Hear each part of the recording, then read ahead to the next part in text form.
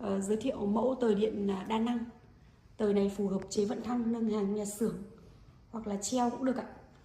Đây là bộ này là bên em lắp điều khiển từ xa, cái điều khiển dây, điều khiển từ xa khởi động từ này, cơ chế 2 con khởi, con test này, điều khiển từ xa trước này. Nếu quý khách làm xây dựng thì quý khách lấy tời tốc độ nhanh, siêu nhanh 35 m trên 1 phút mà bên em có đủ cái luôn. Những test khiển dây này.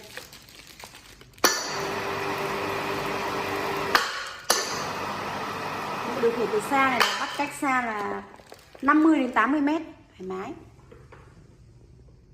Đây bên em nhập về là sẵn cả mỡ bò, mỡ chịu nhiệt, bơm vào con ốc này trước khi sử dụng.